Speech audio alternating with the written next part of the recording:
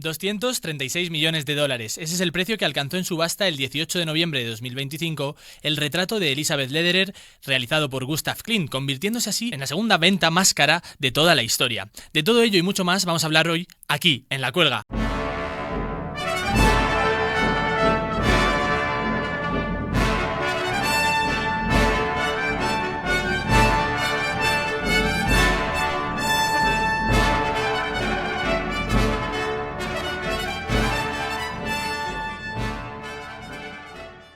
Bienvenidos a un nuevo programa de La Cuelga. Hoy estrenamos temporada con un programa muy interesante. Lo cierto es que lo hemos titulado La lista de la compra, el mercado del arte en el año 2025. Y bueno, es un programa que va a tener mucho de lo que hablar, así que para que no os perdáis nada, ya sabéis, seguidnos en nuestras redes sociales, @lacuelga_ en Twitter y @lacuelga_ podcast en Instagram, y por supuesto suscribiros en este canal de YouTube, porque hoy tengo aquí a Yago, aquí a mi lado, para que nos cuente todos estos detalles, que él está muy puesto, ¿eh? Así que Sí. Bueno, Yago, ¿qué tal? ¿Tienes ganas de empezar? Sí, yo lo que no estaba puesto es en los perfiles de redes sociales. Después de tanto tiempo sin programas yo ya no me acordaba. Pero bueno, puesto en ventas no, pero nos hemos informado un poquitín, ¿verdad? Y entre lo poco que nosotros sabemos y lo que nos hemos informado, vamos a ver. Vamos a sacar este programa, ¿verdad? Yo creo que con muchos detalles que comentar, pero antes de nada, permitidme que hagamos una breve explicación de cómo va a ser esta segunda temporada, porque eso es lo primero que hay que hablar en el día de hoy, porque tenemos caras nuevas, tenemos un formato nuevo, y Yago, cuéntales un poquito a la audiencia cómo va a funcionar esta temporada. Pues digamos que la temporada pasada dijimos, vamos a hablar de exposiciones temporales o de un solo tema por programa. Y este año hemos dicho, no hay necesidad, podemos hacer unos programas más abiertos donde se mezclen unos temas con otros con un hilo conductor. En este caso, la venta de obras de arte nos permite hablar de artistas del siglo XIX, de arte barroco, de la actualidad, en fin, nos permite mezclar cositas y yo creo que hacer programas más interesantes. Efectivamente. Bueno, yo creo que lo primero de todo es un formato más dinámico, ¿no? Yo creo que nos va a permitir tener también invitados que nos aporten información diferente desde el principio. Vamos a tener una parte de debate que veremos después, pero antes de nada vamos a comenzar con una pequeña introducción a este programa, a esa lista de la compra, con los acontecimientos más importantes. Hemos dividido un poquito esta parte en dos, el mercado nacional y el mercado internacional. Yo creo que el mercado nacional puede ser interesante para empezar porque, bueno, pues ya hablamos de algunas cosas el año pasado que van a salir en el programa de hoy, y quizás el primer dato relevante es que en el mercado nacional ha habido ventas importantes de artistas femeninas bueno, pues ya hablamos de Luisa Roldán en el pasado, y yo creo que podemos empezar, si te parece, por ahí. Sí, lo que está claro es que hay una tendencia clara por parte del Estado, porque tenemos que diferenciar cuando hablamos de venta de arte. Una cosa es el mercado privado, los particulares que coleccionan, y otra cosa es lo que compra el Estado. Entonces, a nivel de España, lo que compra el Estado está claro que la tendencia es artistas mujeres. Hemos visto que en las compras hay muchas encabezadas por Luisa Roldán, está claro. Claro. Que eso también tiene algo que ver. Cuando se habla mucho de un artista por una exposición, como de la que nosotros hicimos un programa, pues se tiende a comprar obras de ese artista. Claro, dos de las piezas que se expusieron en esa exposición que tratamos en el capítulo 4 de la pasada temporada, pues han sido compradas, una para el Museo del Prado y otra para el Museo Nacional de Escultura en Valladolid. Y bueno, también, además de las obras de mujeres, es una constante en las compras estatales también incluir colecciones o incluir piezas para la colección del Museo de América, ¿verdad? O de arte, bueno, pues de otros espacios, que es una cuestión que está siendo cada vez más habitual. Y bueno, vamos a hablar también de unos enconchados, ¿verdad? Una serie de 9 enconchados que han sido comprados por el Estado por 2,2 millones de euros. Entonces, bueno, pues sería como el titular del mercado nacional, pero podemos profundizar ahora. ¿Quién ha sido el primer artista o quién ha sido la venta más cara en este año? Claro, es que la venta más cara en España no la ha hecho el Estado, la ha hecho un particular al extranjero.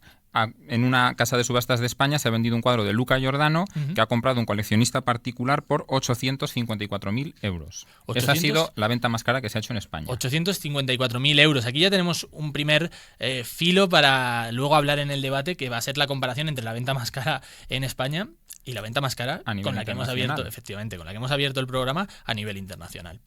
Pero fíjate, estamos hablando de artistas mujeres de arte contemporáneo, pero la más cara ha sido un pintor barroco. Claro, ese es otro tema muy interesante. Realmente, en la lista de los más vendidos en España vamos a ver bastante barroco, bastante, siglo XVII, siglo XVIII, no tanto XX. Y en cambio en la lista del mercado internacional sí que vamos a ver bastantes obras que, bueno, de hecho creo, si no me equivoco, todas son del siglo XX. Sí, Entonces, bueno, pues eso también nos va a dar pie a comentar luego en ese debate, bueno, cómo funcionan los dos mercados, porque son mercados diferentes por cuestiones que también comentaremos, cuestiones incluso legales.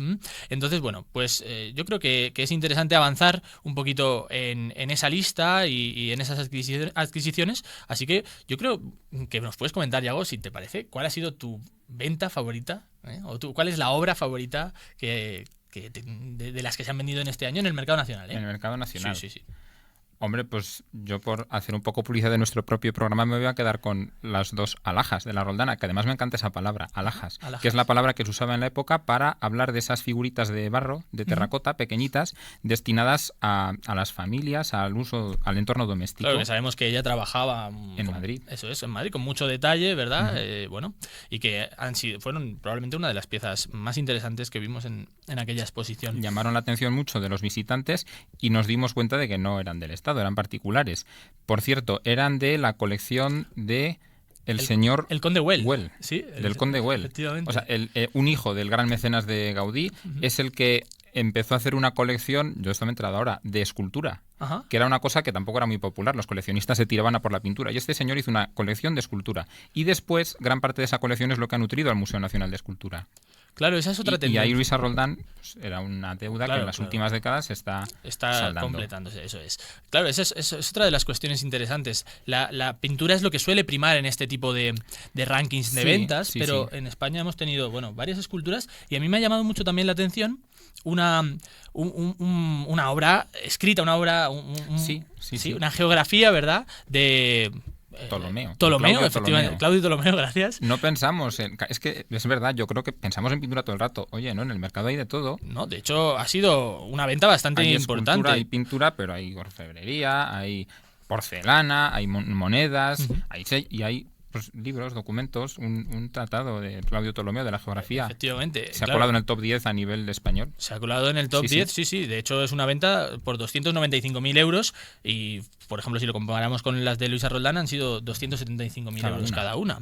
Entonces, bueno, pues la escultura y este tipo de manuscritos o de obras a las que no estamos tan acostumbrados también se han colado en este top 10, en estas ventas principales, pero también, como no, tenemos obras pictóricas. Me ha llamado la atención, por ejemplo, que el Estado ha comprado, pues por ejemplo, una obra de José Rivera, un Aarón bastante interesante, por 130.000 euros, y también ha comprado un Sorolla.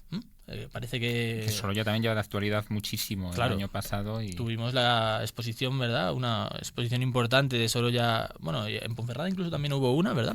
Y bueno, Sorolla, que tuvo una gran producción artística, pues sigue colándose en este tipo de rankings. Bueno... Los artistas de esa época, igual a nivel popular, tampoco están muy valorados, pero en el mercado sí. Sorolla y los de esa época, Fortuny, etcétera. Claro, sí, están es verdad. valoradísimos. Sí. No, es... Ramón Casas, Madrazo, Ramón Casas etcétera. también se ha colado en este top. Sí.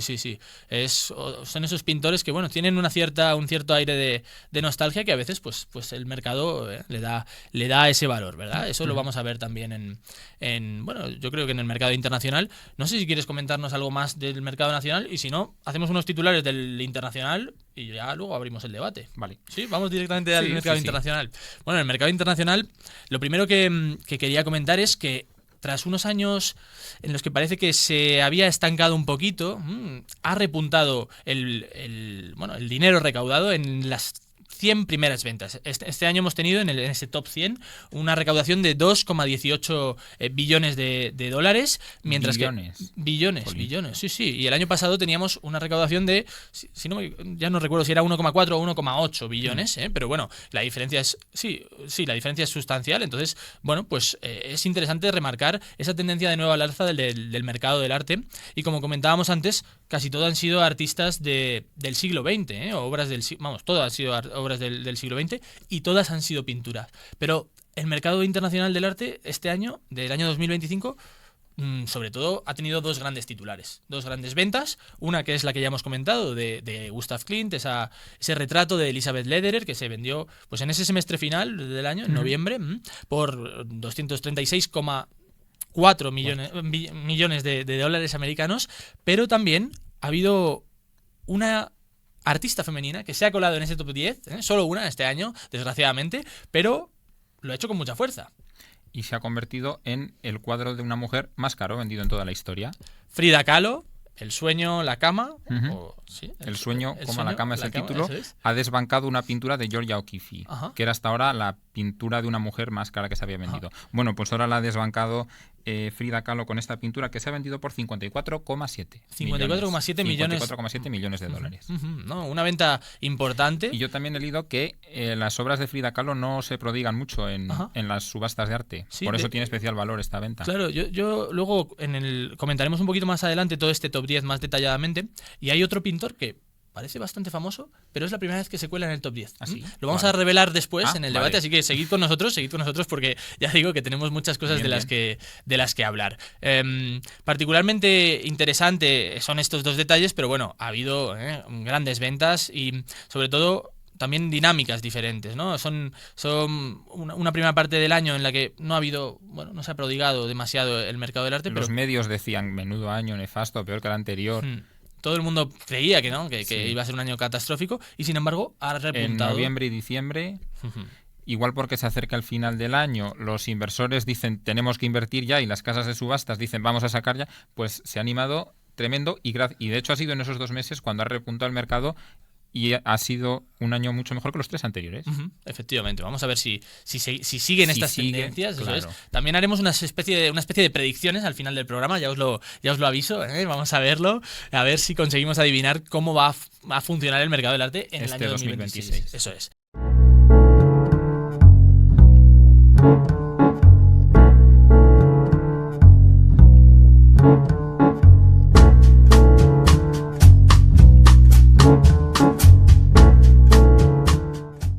Bueno, pues ya estamos aquí en ese debate de la cuelga, un formato que estrenamos, como decíamos al principio, de esta segunda temporada. Y bueno, quiero dar la bienvenida, por supuesto, a Guillermo Martín. ¿Qué tal, Guillermo? ¿Cómo estás? Muy buenas. No soy de las caras nuevas, pero por lo menos de las caras viejas. Eso es. Algo tiene que haber. La vieja guardia, ¿verdad? La vieja guardia. De hecho, antes de empezar, si te parece, a mí me ha llegado de una de nuestras nuevas caras que iremos presentando conforme vayan avanzando los programas, que estamos un poco anticuados en algunos conocimientos, ¿no? Entonces, creo que vas a comentar tú luego algunas cosas interesantes sobre videojuegos. Sí, bueno, tampoco los videojuegos ya llevan más de 40 años en vida, que sí que son viejuno, es decir, que es algo nuevo. Efectivamente. Pero bueno, efectivamente, en el mercado del arte, que es como el concepto que estáis trabajando, también se ha llevado, ¿no? O ese tráfico de arte ha tenido sus vínculos con los videojuegos, algunos muy claros y otros, como vamos a ver, pues más juguetones, algunos más cómicos y otros que entran dentro de las dinámicas. Muy bien, qué interesante. Sí, claro, ¿no? Somos unos viejunos, yo soy un viejuno en particular en los videojuegos, pero es uno de los temas que no tratamos el año pasado, ¿no? Y bueno, pues este año yo creo que con este formato tienen cabida otras manifestaciones que no dejan de tener una parte artística y cultural importante, claro. Entonces, bueno, pues si os parece, vamos a empezar el debate con una pregunta que os quería lanzar a raíz del documental del Caravaggio perdido que ha salido en estos días, porque, bueno, precisamente va para los Goya, ¿no? Entonces, en él se hablaba que la obra de Caravaggio, el supuesto Caravaggio, ¿no? que se expone ahora mismo en el Museo del Prado, pues en un primer momento, que se iba a vender por 1.500 euros, pues parecía que por el valor de mercado podía alcanzar un valor superior a 300 millones de euros. Claro, esa venta habría superado los 236 millones que estamos hablando hoy y que, por cierto, no hemos dicho a cuál no ha superado. No hemos dicho que la obra de Klimt solo está por detrás del Salvator Mundi de Leonardo da Vinci. Claro. Eso se nos fue un caso muy mediático hace ya... Hombre, Leonardo da Vinci siempre tiene mucha... Y de un cuadro que actualmente creo que no se sabe mucho, ¿no? Se perdió, fue comprado por uno de los príncipes, ¿no? Si no me equivoco, de Arabia Saudí.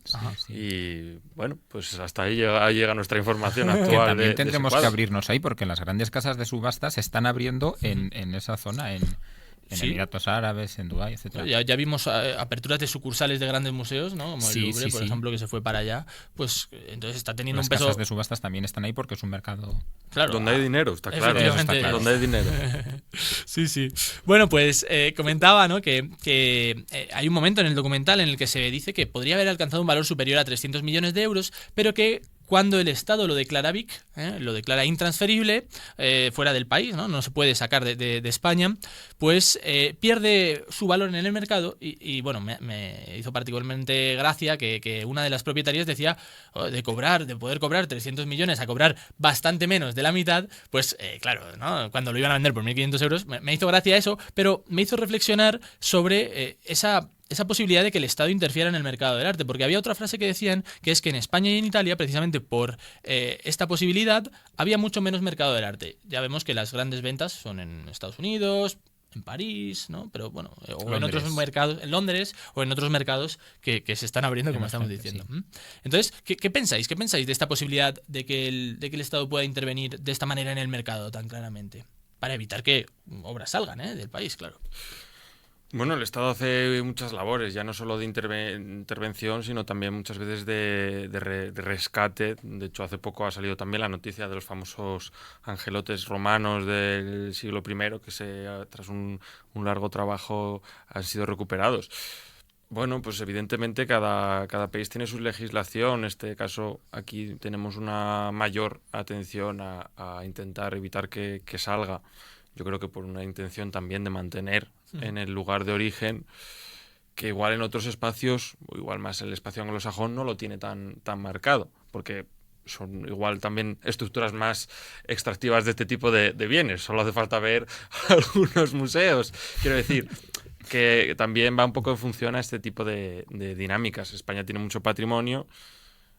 Entiendo que cuando encuentran una pieza como la del Caravaggio, el famoso supuesto Caravaggio, que tiene también mucha polémica detrás, o bueno, pues como todo tipo de situación o de gran descubrimiento, pues conlleva debate. Bueno, pues en este caso, como la posibilidad de que en España hubiera una mayor posibilidad, o por ejemplo Italia, de que este tipo de obras aparezcan y sea más difícil de transferir, porque evidentemente para el país puede ser mejor que estén. Claro, si ya están en el país, me parece lógico que el Estado no quiera que abandonen el país. Si es un bien que está aquí, claro, habría que mirar a ver la historia de cada obra, que esa es otra, porque ahora afortunadamente también los países están siendo conscientes de eso y se están dando cuenta de a ver qué obras han salido ilegalmente, qué obras no. De hecho, hay un caso claro en este 2025 que es ese San Sebastián del Greco que bueno, el gobierno rumano consiguió paralizar la subasta. Sí, la subasta. Porque la venta supuestamente salió ilegalmente del país. Claro, formaba parte de la colección de los reyes, bueno, del primer rey de Rumanía, ¿no? Leíamos. Y bueno, pues luego uno de sus sucesores parece ser que lo vendió y bueno, pues ahí el gobierno rumano, tomando conciencia de esa defensa del patrimonio, pues lo ha conseguido paralizarlo. Sí, es un caso interesante porque al fin y al cabo, pues si se hubiese hecho de otra manera, quizás aquí podría haber sido vendido en España por 1.500 euros, como se iba a vender en un primer momento, y luego haber sido revendido en otro país, pues por muchísimo más dinero. Y en cambio, con esta solución, pues hemos conseguido que todo lo disfrutemos en el Museo del Prado. Al final se ha llegado a un acuerdo, ¿no? No es del Estado. Claro. Sigue siendo particular, pero hay un acuerdo para que esté expuesto en el Prado hasta 2027, creo. Sí. Y al menos nunca va a salir de España. Claro, es un seguro que tenemos, ¿no? Sí. De hecho, incluso en el documental comentaban que el gobierno italiano también estaba dispuesto a poner una gran suma de dinero para comprarlo, ¿no? Para adquirirlo. Entonces, bueno, pues... Bueno, este tipo de dinámicas pasan cuando aparece, yo creo que una figura como Caravaggio, y al final la historia del arte tiene estas situaciones de que se crean grandes relatos en torno a personajes. Entonces, claro, evidentemente, pues como cuando surge hace no tanto apareció también un manuscrito de Mozart, pues este tipo de personajes que atraen y llevan desde su propia vida mantienen una actualidad continua, pues que todos, también aunque no los conozcamos, los claro, tenemos en el imaginario popular. Efectivamente, es algo, un todo el mundo ha que oído de Caravaggio, claro, o de Mozart. Si hubiera sido un Goya hubiera pasado algo parecido. Claro, sí. Bueno, y luego había otra cuestión que comentábamos ayer fuera de cámara, que parece ser que Italia está queriendo cambiar un poquito esta tendencia, ¿no? Sí, porque a nivel de impuestos, digamos, los profesionales del mundo del mercado del arte se quejaban de que en España y en Italia había un IVA muy alto. Otros países europeos lo tienen, creo que Alemania en el 7%, Francia en el 6%, pero España mantiene el IVA al 21%. Italia no. Italia ha decidido cambiar y lo ha bajado al 5% y se ha convertido en el IVA más bajo de toda Europa para la compraventa de obras de arte. Claro, porque quiere cambiar esa tendencia, que los inversores miren mal a Italia y no quieran trabajar con galerías italianas porque los impuestos son altísimos. España todavía no. Claro, Aquí mantenemos claro. un IVA del 21% y este año 2026 ya estamos empezando con los profesionales en huelga cerrando galerías para pedir que se rebaje el IVA cultural. Claro, al final es un debate que no solo se está dando aquí en la cuelga, sino que también se da a Hombre, nivel de claro. los grandes estados, ¿no? Nosotros somos un altavoz de lo que está pasando Claro. en el mundo del arte. Ujú. Bien, y si os parece, bueno, no sé si querías añadir algo más, pero yo creo que podemos pasar ya a esa segunda pregunta, y es que, bueno, en un artículo de un medio extranjero, del Observer, se hacían alusión a que había diferentes tendencias, ¿no?, en el mercado, y es que mientras obras más históricas, ¿no?, pues incluso de la historia reciente del siglo XX, pues seguían teniendo un gran peso en el mercado, otras obras más emergentes, más contemporáneas, no estaban alcanzando esas cifras. Entonces yo lo pensaba y digo, claro, todo es el tema del relato que comentaba antes Guillermo, de la nostalgia. ¿Creéis que todo eso, bueno, pues hace que se valore más lo antiguo, ¿no? O sea, el mercado parece ser que dice que sí, ¿no? Pero ¿creéis que en general en el imaginario colectivo, pues esas obras del siglo XX, del siglo XVII, del siglo XVIII, se valoran más que lo que se está haciendo actualmente? Bueno, creo que hay varios factores. El primero de ellos es que evidentemente este tipo de obras han pasado el filtro del tiempo y sus autores muchas veces también. El mundo contemporáneo es muy amplio y hay obras de todo tipo. No todas las obras también, actualmente todos los artistas van en la dirección de crear y generar obras que se vendan. Esto también es importante. La historia del arte ha tenido unas dinámicas, vuelvo a usar la palabra dinámicas, pero que va un poquito a que se ha abierto desde muchos puntos de vista. La obra de arte ya no solo es un cuadro, no solo es una escultura. Evidentemente también hay unos elementos económicos que son clave, la escasez, aspectos de un bien refugio. Las obras de arte en muchos espacios en el planeta Tierra, en cómo funciona nuestra economía, siguen siendo un elemento que no deja de ser un punto de ahorro, un espacio que, independientemente del interés justo o no de la persona que tiene esa obra, se convierte en un espacio, o sea, en vez de tener el dinero en un banco, pues lo tienes en este tipo de obras. Diversificas, no vamos a entrar aquí en estas dinámicas de economía, pero sí que es interesante ver que el mercado del arte está muy marcado por eso. Y los tops que mostráis, hay un elemento clave y son objetos antiguos que son muy escasos. Hablabais de Frida Kahlo, sale muy poca obra, que van a ir poco a poco. Hay dinámica de que aparecen nuevas figuras que vuelven a tener interés, pierden otras interés.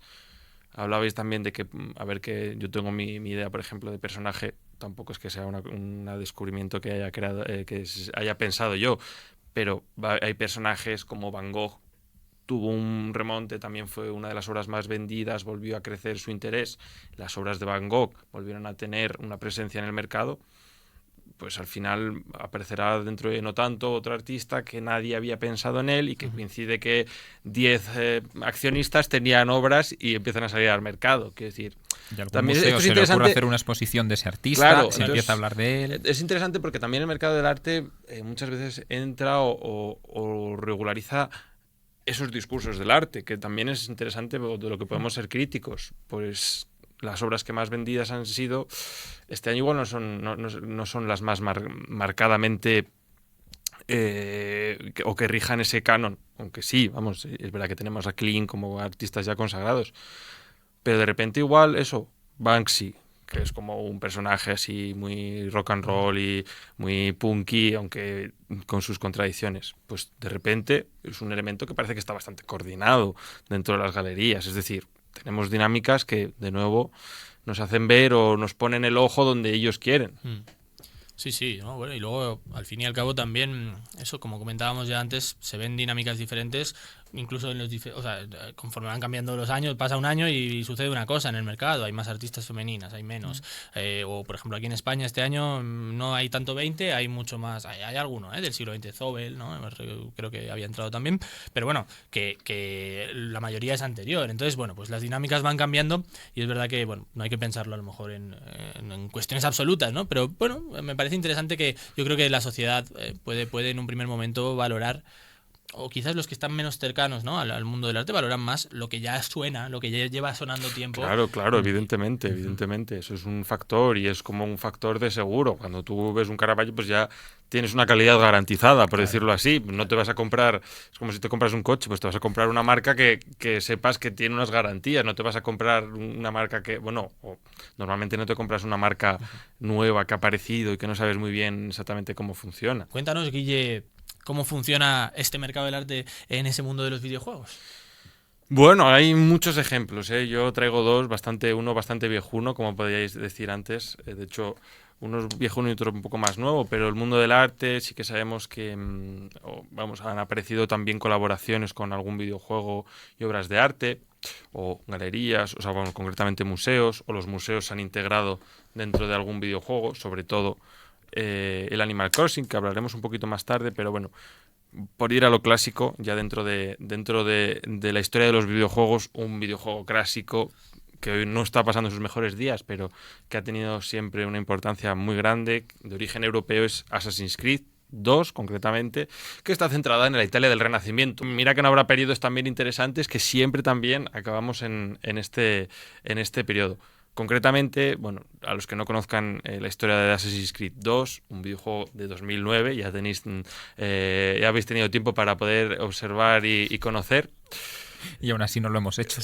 Bueno, yo me lo he pasado ya varias veces, pero bueno, siempre es un buen lugar es un videojuego donde acabar, aunque evidentemente hoy día choca bastante con nosotros esos gráficos. Pero bueno, por ir un poquito, una de las dinámicas interesantes, tienes que gestionar tu villa, concretamente Monterrilloni. Puedes hacer o llevar diferentes dinámicas para mejorar la economía. Una de ellas es comprar cuadros. Es interesante, ¿por qué? Porque, hay algún cuadro que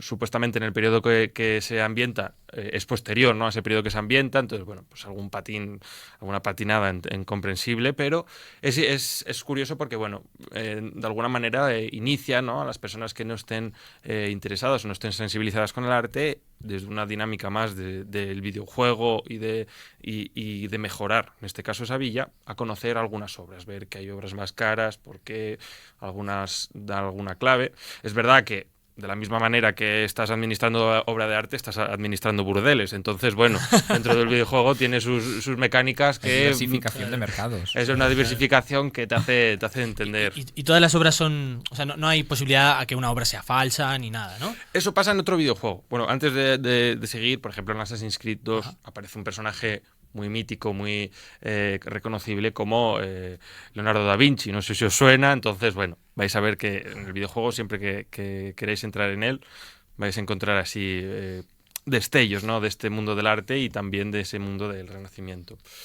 Y por otra parte, como decías, bien dices, otro juego muy famoso que sí que ha tenido diferentes colaboraciones con algunos museos, también en esa creación de galerías virtuales, incluso el Louvre, si no me equivoco, también ha hecho alguna colaboración. Nos encontramos con Animal Crossing, que es un videojuego, en este caso no tanto de asesinatos y un mundo así más de intriga política como sí que podía ser Assassin's Creed, sino que es un juego bastante más afable, con sus visos oscuros y algunos momentos o más así creepy, como se dice en el mundo del videojuego, y que concretamente puedes tratar con un tal ladino que te va a vender obra a lo largo de este videojuego, que es una simulación de vida real. Vives en una isla con personajes animales antropomórficos. Parece bastante extraño, pero es bastante afable, ¿eh? Y ese ladino te va a ir vendiendo obras. Algunas de esas obras van a ser verdaderas, como vais a poder ver en la imagen, y otras que hay que adivinar cuáles son las falsas y verdaderas. El ladino es un zorro, ¿no? Es un zorro, además, que sí, se puede generar. Es un juego japonés. No sé si en el espacio cultural japonés tienen las mismas adscripciones que podemos tener nosotros al zorro. No lo sé, no lo tengo yo tan claro. Sí. Esta cuestión de los imaginarios diferentes lo hablamos también en el programa de Ai Weiwei que hicimos en la temporada pasada.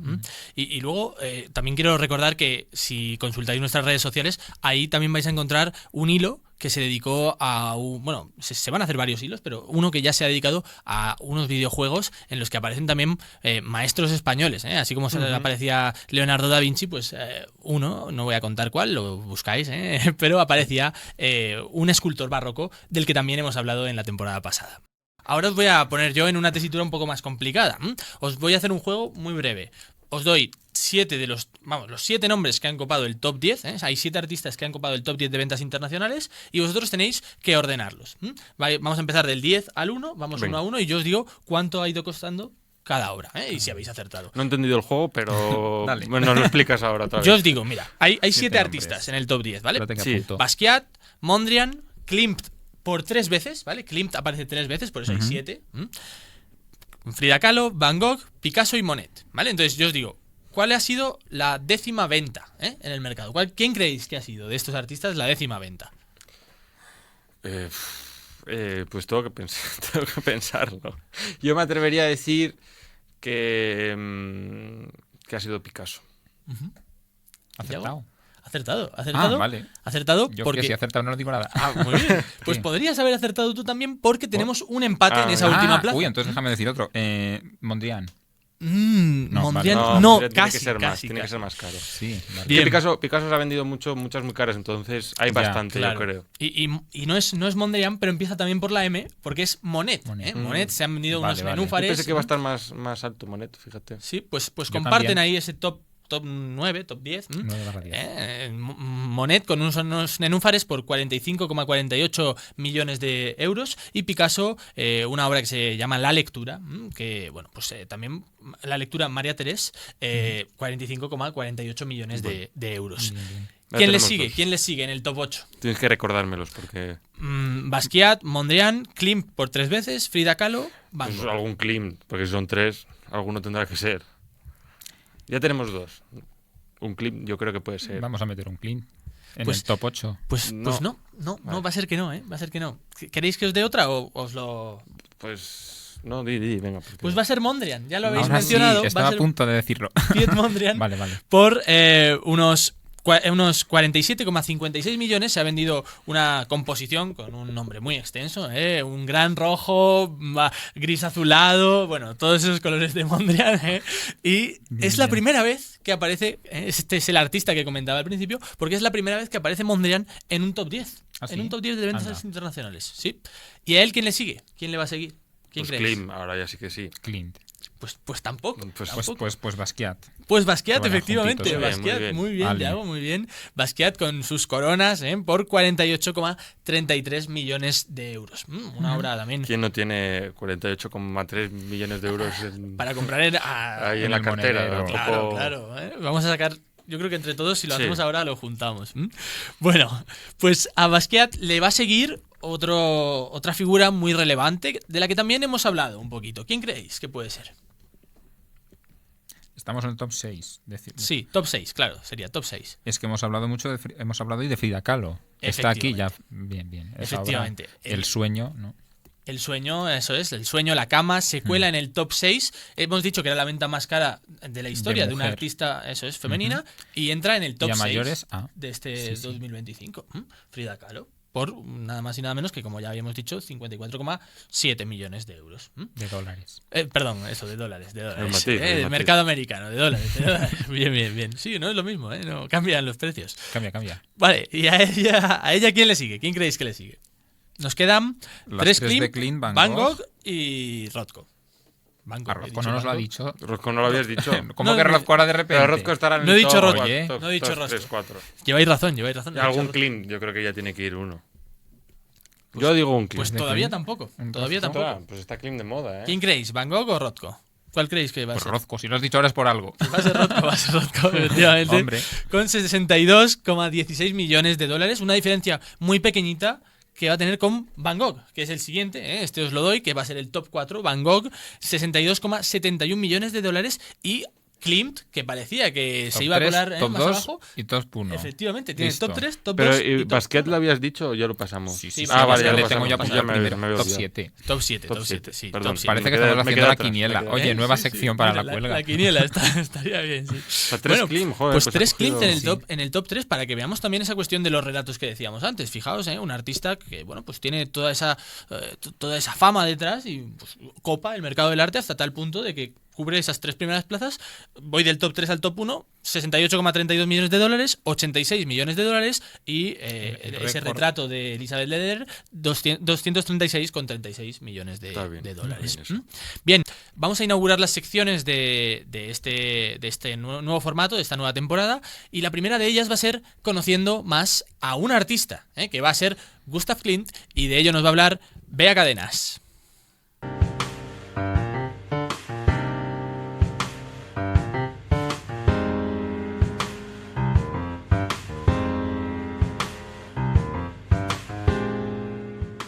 Hola, ¿qué tal?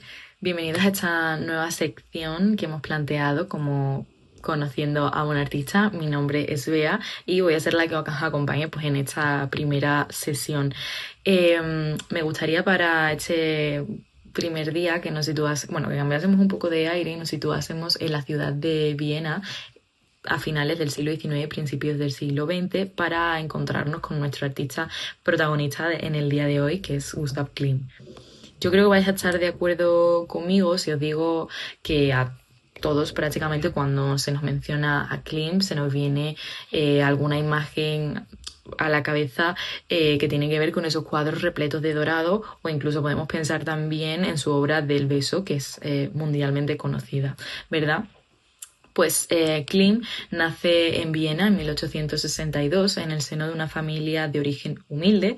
De hecho, su padre era grabador de metales y esto es un dato muy relevante porque Klimt va a ser un fascinado del oro y el dorado, pues como sabemos, se va a convertir en uno de los... Bueno, yo diría la característica fundamental de su obra, la que le hace más reconocible, y esta es una de las razones por qué utiliza el dorado en sus obras. Pero bueno, iremos desentrañando un poco más esas razones y la trayectoria del artista. Como digo, Klimt se forma como un pintor académico y sus primeros encargos pues, se trata de las decoraciones de edificios públicos de la ciudad de Viena, como teatros o incluso el propio museo que se funda y se construye en este momento. Así que yo creo que también para conocer de mejor manera a nuestro artista de hoy es importante conocer un poco en el contexto en el que desarrolla su carrera artística, que como he dicho es la ciudad de Viena, en ese cambio del siglo XIX al siglo XX. Viena pues era una ciudad muy marcada por las apariencias y yo diría también por una rígida moral que imponía la sociedad vienesa, que ahora mismo estaba como en ebullición, ¿no? Y teniendo en cuenta un poco este contexto, hay que saber que hay un grupo de artistas que, bueno, se dan cuenta de que no ese arte que han aprendido en las academias pues no les sirve para representar el mundo moderno que les ha tocado vivir. Y entonces se funda la Secesión Vienesa en 1897, que pues se aparta efectivamente de ese arte oficial, ese arte académico, y entiende el arte pues como un territorio de libertad, ¿no? O sea, sería pues crear obras de arte pues sin ninguna regla impuesta como si pasaba con las academias.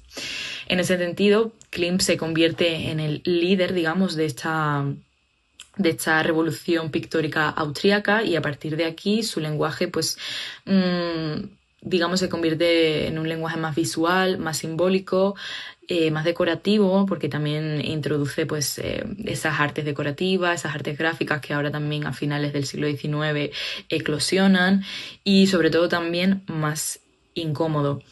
Y bueno, así como curiosidad, Klimt fue un artista muy censurado y muy criticado por la sociedad en la que vivió, ¿no?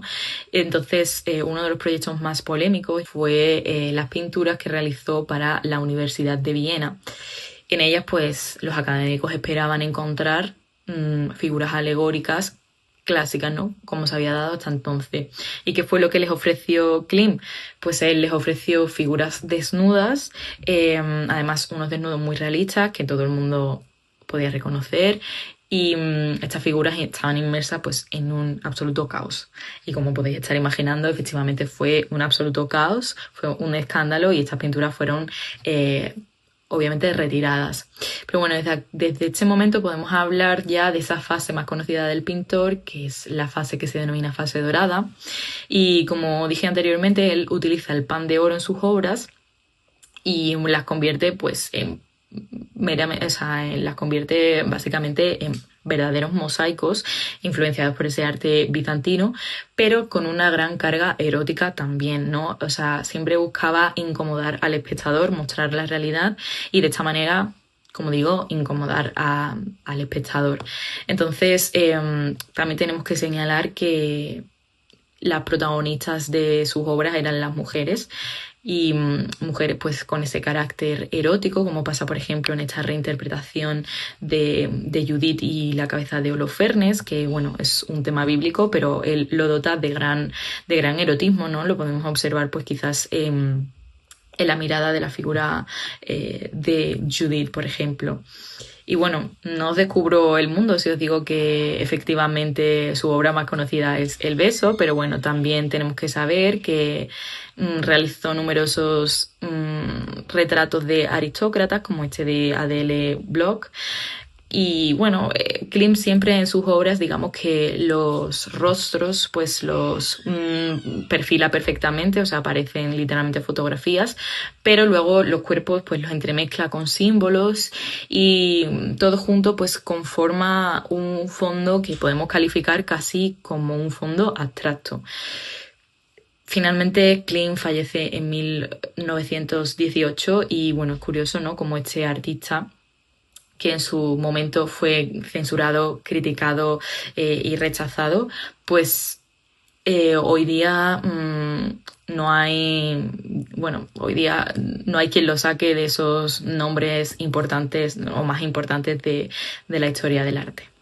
Bueno, muchísimas gracias, Bea, por esa intervención. Yo creo que ha sido muy interesante conocer más un poquito la vida y las obras de Gustav Klimt. Creo que debemos seguir conociendo artistas en estos programas de La Cuelga, pero también vamos a conocer un poquito más las técnicas artísticas, y para eso Yago nos va a contar hoy qué son esos enconchados de los que hemos hablado al principio del programa. Recordad, esos 9 enconchados que se han vendido por 2,2 millones de euros en el mercado español.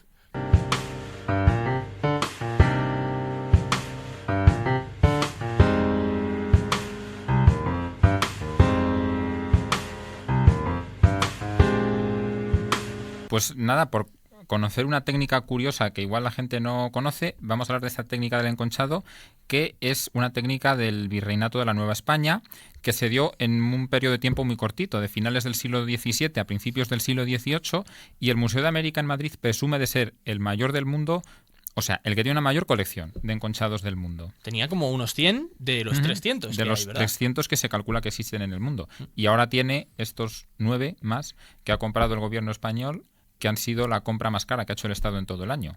¿Y en qué consiste? ¿En qué consiste la técnica? Porque ¿qué quiere decir esto de enconchado?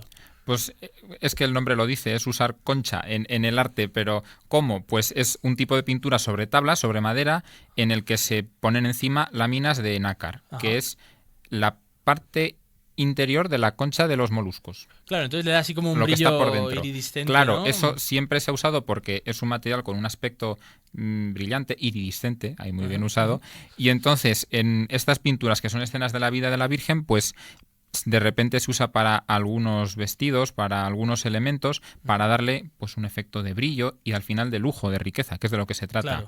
Claro. A mayores se perfilan las formas con dorado, son pinturas que tienen una imagen de lujo, y los marcos también, se usa nácar para los marcos. De hecho, se habla de que hay como una fantasía, ¿no?, por el lujo oriental, ¿no?, en aquel momento. Sí, ¿no?, también. Del arte asiático. La laca, que también era una técnica, mira, podemos hablar de ella en otro programa, se usaba para hacer los marcos. Lo que hay es como una mezcla de influencias de diferentes lugares, porque lo que significa eso es lujo, riqueza, que es lo que se pretende con estas obras, que también estaban destinadas a oratorios particulares, a casas particulares. Y que en cierto modo siguen siendo a día de hoy. lujo, porque 2,2 millones de euros es lo más caro. Aquí estamos hablando de Klimt, de Picasso y tal, pero en lo que más se ha gastado el dinero este año ha sido en esa colección de 9 cuadros pequeñitos, pero la vida de la Virgen. De la Virgen de enconchados. Muy bien. Con escenitas curiosas. Una curiosa es la de Cristo bautizando a la Virgen y San José, por si no lo sabíais. Sí. Estaba él ya ahí practicando. No, Cristo adulto bautizando Cristo a la adulto. Virgen y San José. Sí. Qué bueno, qué interesante. Curiosidades iconográficas. Sí,